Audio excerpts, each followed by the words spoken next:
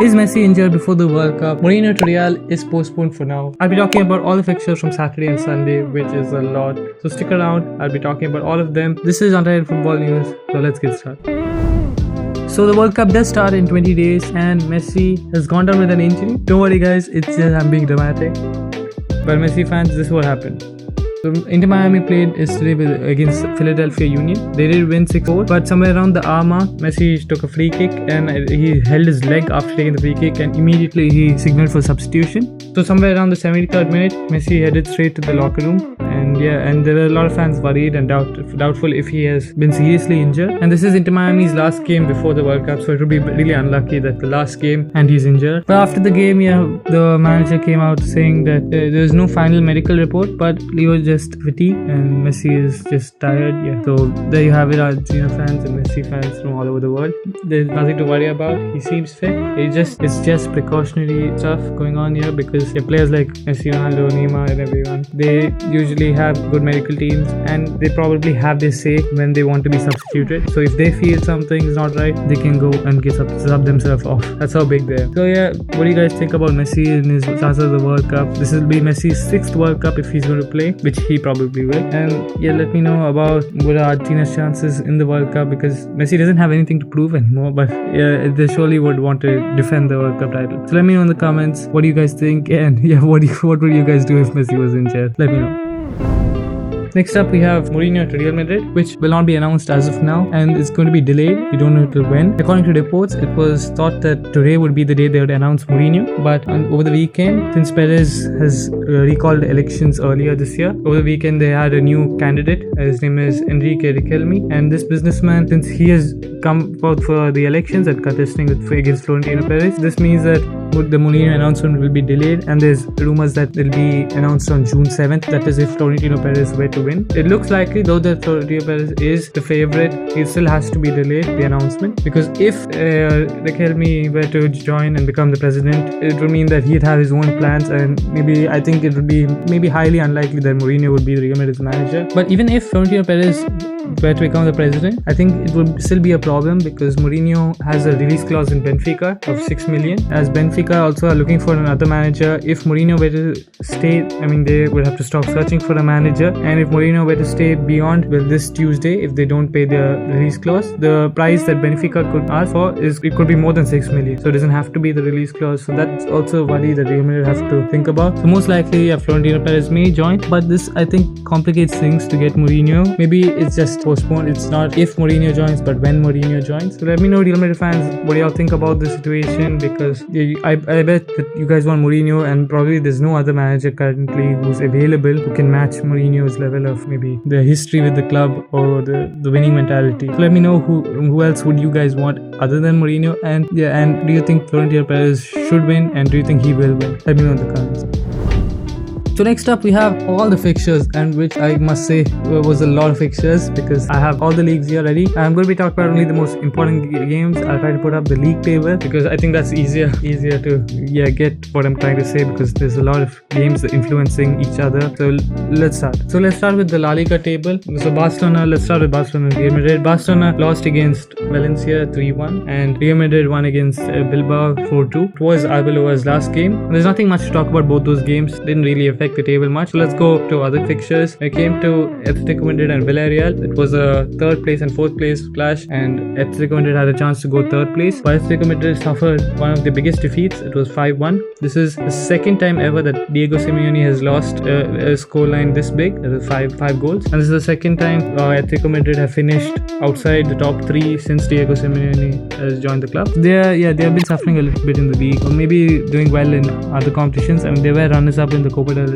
and reached the semi-finals of the Champions League. It does look like Julian Alvarez may leave the club. There's reports that he doesn't want to sign a new deal. So that's a topic for another day. So moving on to the relegation zone, I think that was the more interesting part of the La Liga table. We had Girona and Elche playing, and that game was like the relegation decider mostly, and other teams were more likely to be saved because of goal difference. But they both drew, Elche and Girona. and because of that, Girona is relegated, and which is a bit sad for Girona because last year they were in the Champions League, and it's a bit surprising that they dropped. Team's also not the worst team ever. They had a few good players, though maybe a bit on the older side. It was a good team. I'm surprised they got relegated. Yeah, it's not been the best season for them. So that's it for La Liga. Let me know in the comments what you guys think about the La Liga table this year, and anyone surprised you with their performance, especially Getafe. So let me know.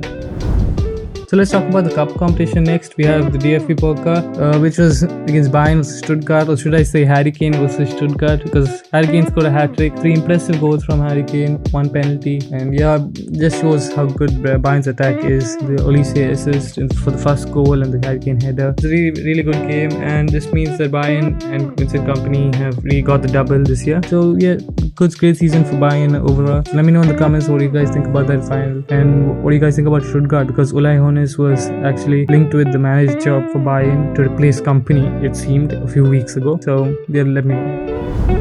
So when it came to Serie A has had a lot of fixtures influencing each other. So we'll start with maybe a little bit less, you could say, influential fixture. We had Inter versus Bologna game, which was an entertaining 3-3 game. And one player who I want to talk about is Di Marco, because this player, every game I watch, he scores and he does something or assists, because he's a really entertaining player to watch, especially the goals he produces, all crazy goals. The free kick he scored against Bologna also was a really good goal. I'm surprised that no club I've ever seen try to go forward and pursue him for a transfer, because he's never been linked to many other clubs. I think he'd do well, maybe mostly in the back three maybe, but I'm surprised that not many clubs go for him. He's a really underrated player. He won Serie A Player of the Year. That's a player definitely I think team should go after. Moving on to the Champions League spots in Serie A. Como, for the first time in India history, reached the Champions League after winning 4-1 against Cremonese. For Cremonese, it's sad that they have been relegated, and this means Vardy couldn't have a good story about saving them from relegation. But for Como, they have overtaken AC Milan and Juventus, because AC Milan lost 2-1 to Cagliari and Juventus drew 2-2 to Torino. I mean, Juventus couldn't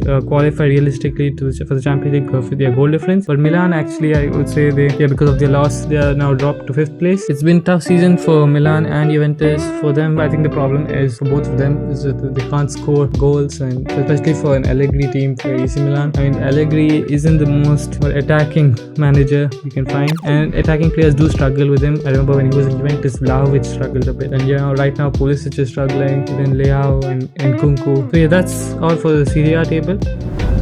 So let's move on to the Premier League. We had Arsenal versus Crystal Palace. Yeah, the fixture didn't really matter, but Arsenal did lift the trophy after winning. I mean, they won 2-1, didn't matter, but yeah, they got to lift the trophy in Selhurst Park, which was a bit sad. But moving on to the next fixture, we had Man City versus Aston Villa, which was Pep farewell game. It wasn't the best farewell maybe, because they did lose against Aston Villa 2-1, and this would mean that Aston Villa moves 4th place and Liverpool moved 5th. That meant that 6th place wouldn't be Champions League for. So that would mean that Bournemouth qualified for the Europa League and off the Champions League, and Liverpool drew with Brentford. So that also meant that Aston Villa couldn't go to 5th place. When it came to United, who was sitting in 3rd place, United won against Brighton, and Bruno broke the assist record. Some saying it's an own goal, so might want to check that out. I think he'll be given as an own goal, which should be quite sad, but he has still equaled the assist record. When it came to Bournemouth, they drew 1-1 to Nottingham Forest, and that means that Bournemouth have gone 18 games unbeaten, which is such a great achievement for Andoni Iraola, because 18 games is almost like half the season, and yeah, they're unbeaten. So that's one of the longest in India history. When it came to Sunderland, they qualified for the European spot. Brighton confirmed for Conference League spot, and Chelsea lost to Sunderland, so that meant that Chelsea have no European football next season.